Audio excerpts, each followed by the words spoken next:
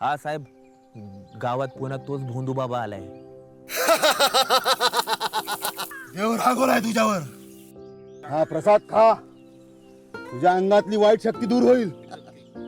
अंगाला लाव, तुझे संकट दूर होतील. अंधश्रद्धेच्या नावाखाली अनेक निरपराध लोकांची फसवणूक होत आहे. हा महाराष्ट्र नरबळी व अमानुष प्रथा प्रतिबंध अधिनियम 2013 अंतर्गत दखलपात्र व अजामीनपात्र गुन्हा आहे आणि यासाठी 6 महिन्यापासून तर 7 वर्षापर्यंत कारावास आणि 5,000 रुपयापासून तर 50,000 रुपयापर्यंत दंड होऊ शकतो.